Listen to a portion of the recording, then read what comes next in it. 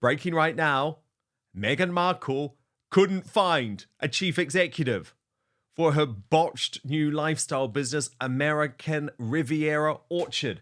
Who would want to work with the person who the Hollywood Reporter just described as a dictator in high heels? So guess who's going to be the chief executive of American Riviera Orchard? Meghan Markle herself. This is going to go so wrong, Angela Levin. What do we know? Well, it's just extraordinary, actually. I mean, there's been a lot of toing and froing for people sort of saying, well, she can't use the title Africa Riviera Orchard. You can't use that because that's a place very near where they live, and you can't own an area. You have to change it. And I don't know whether she's put her foot down and said, I'm not going to, or why she hasn't done that and made things easier. But the interesting thing is that she has supposed to show them all the monies and what's going to happen and all that sort of stuff. But she's asked now for an extra 3 months to get things ready. I don't know how she'll do it because it's really a financial thing. But anyway, that's what she's asked for, which is strange, because that will take her into December, January, February, March. And there have been things saying that she's going to start right at the beginning of the new year, 2025. Now, she can't do that unless they give her the okay. And they also yet haven't given the okay that everything that she's going to use is clean enough and acceptable. And I don't know, think it'd get something for her to put her hair in, because her hair's often dangling down. It's fine if you want to talk to your friends, but you can't do that on a wide scale.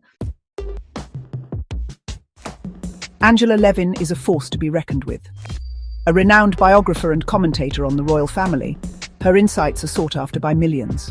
She is no stranger to controversy, especially when it comes to Meghan Markle. Levin's latest pronouncements have sent shockwaves through the media landscape, painting a stark picture of the Duchess of Sussex. Massive liar, a phrase so loaded, so potent, it hung in the air, leaving many wondering if this was the final nail in the coffin for Meghan's carefully crafted public persona. Levin, known for her meticulous research and sharp commentary, didn't mince words. She pointed to a pattern of inconsistencies in Meghan's narratives, questioning the veracity of her claims.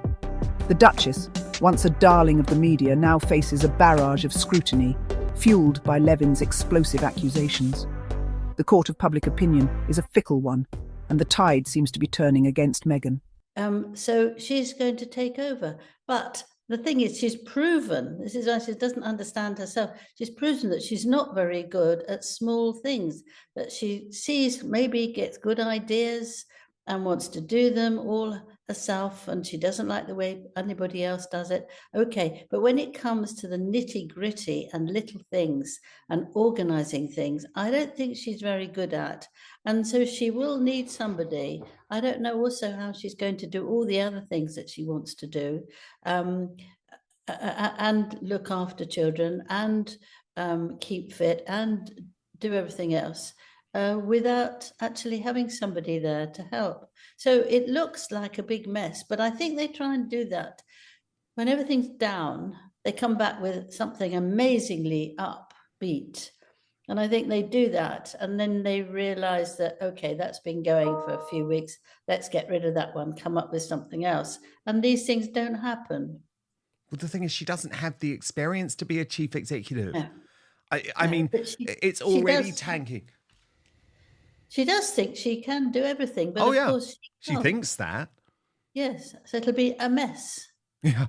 Well, look, just because it's funny, Angela, can I read you the story by Richard Eden in the Mail? I have to say it's been written nicely because it says, having announced her new cooking and lifestyle business, American Riviera Orchard, with great fanfare back in March, the Duchess of Sussex began a search for a suitable chief executive officer. A source told him at the time Meghan is interviewing candidates for the CEO role at the moment. Despite having interviewed several candidates for the position, Prince Harry's wife was unable to find anyone who matches her expectations. Now insiders say she has found the perfect candidate herself. A source in the know told the New York Post she is the CEO of American Riviera Orchard. But a Californian-based source told Richard Eden the initial CEO search has not panned out so far. And this is the problem she's got now, Angela. People don't want to risk their career after seeing the way that they burn through stuff. I mean, you've done great reporting on this, Angela, in terms of tracking the numbers of people who have left. But recently, you revealed it was actually closer to 45 people when you take into account all of the assistants. All the levels, yes. Yeah, which is just astonishing. At the heart of the storm lies Meghan's highly anticipated book. Whispers of its existence have been circulating for months, promising a tell-all account of her life within the royal fold. But Levin's pronouncements cast a long shadow on the project. Can a book penned by someone accused of such blatant dishonesty ever truly resonate with readers? Levin believes not. She argues that the foundation of any successful memoir rests upon the author's ability to be truthful, to bare their soul, flaws and all. With each passing day, the question looms larger. Will readers be able to separate the art from the artist?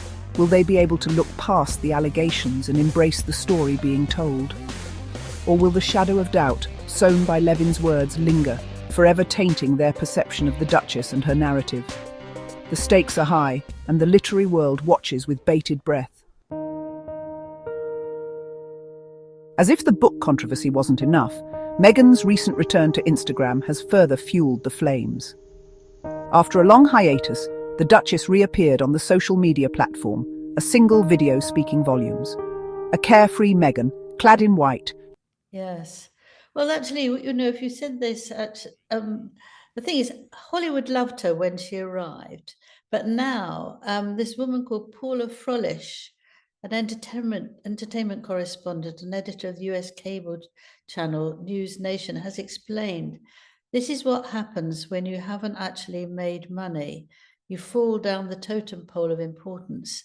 People in LA roll their eyes at them. So people don't want to know about them anymore because they can see if you start in March and you say, I've got this wonderful, wonderful jams I'm sending to my closest friends, you'll all have to wait. And it's now December and nothing's happened. You think, well, they're incapable of doing anything. So I can't see how you can then bring it back. And I think because in America, they're sharp and they're not interested in things going wrong and being spread over a whole year, they don't want to know. So it's going to be doubly hard to do it. And yeah, because why they're would now people saying, want Angela, it it's now? all going to happen early next year. So the Netflix show, which is filmed, is going to be released early next year at the same time as the launch of American Riviera Orchard. But the thing is, initially we were told that the show was going to be broadcast this month. Yes, well, that's because they haven't had the right patent office coming back to them with the right suggestions. They weren't ready.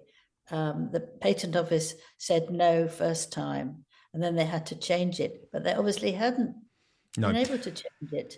No. And you can't do that. I think they're not wise about money and actually fitting into the rules. And you can't actually do these things without doing that. Angela, we revealed at first here on Outspoken, but the mainstream media have caught up late, as they often do, to the fact that the royal family have not don't want Harry and Meghan at Christmas this year. But you're saying this is no surprise and Harry and Meghan shouldn't have expected an invitation. Jogging along a beach, etching 2025 into the sand. A fresh start, a message to the world, and perhaps to her husband? Levin sees it as a sign, a potential harbinger of things to come. The timing, Levin argues, is too coincidental to ignore. The white attire, a symbol of new beginnings, whispers of a potential separation. Prince Harry, conspicuously absent from the video, becomes a figure shrouded in speculation. Is their marriage, once perceived as a fairy tale romance, now teetering on the brink? Levin's observations, coupled with Meghan's cryptic social media activity, paint a picture of uncertainty, leaving the world to decipher the truth behind the carefully curated facade. Meghan's every move is now under the microscope, her actions dissected and analysed for hidden meanings. The Sussex brand, carefully constructed over the years, is facing its biggest challenge yet. The Duchess, once a symbol of empowerment and modernity, now navigates a minefield of accusations and scepticism. No, I mean, it's nonsense. I can't understand how people are going, oh, wow, gosh, this is terrible. Actually, they went to one Christmas just after they were together. So since 2018, they haven't gone to one. They've been invited each year to say, come, the door's open, please come. And they've always turned it down.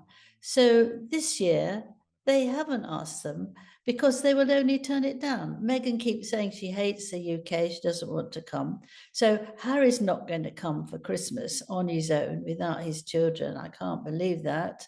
And so it's a ridiculous thing to be. I think it's one of those things which they can grab and then complain how badly treated they've been. In fact, that's exactly what they have done, and grumble about it. But if you have been so rude about your family, despite the fact that they're ill, do you want to come so that you find out a bit more about the cancer, both from that the king has and also Princess has, and you want to sell that might be quite good. It's not going to happen. They don't want it, and they can't trust him at all, actually, at going back and saying something or altering a conversation that they've made. And it won't work because Harry's still determined that he wants an apology for Meghan, that he wants to make an amount of money that he's now he's no longer with the royal family, as if it's a business deal, and has been sent off home. And I think I can't understand what everybody's shock horror. Can't understand it. Do you know what They've I got do? to be quiet. They've got to have a calm Christmas. Obviously, it won't be that calm with children, but it's got to be calm because there's still a lot of illness around, and you can't actually make it unhappy, and you can't have a big argument. And I think Harry's still full of argument. Her Netflix series With Love, featuring her culinary skills in her Montecito kitchen, was intended to showcase a different side of her personality. But will it be enough to salvage her image? Can she overcome the damage inflicted by Levin's accusations and win back the trust of the public? The path ahead is fraught with challenges, and only time will tell if Meghan can weather the storm and emerge stronger on the other side. One thing is certain: the saga of Meghan Markle is far from over. It continues to captivate and divide, leaving an indelible mark on the landscape of royalty and celebrity culture.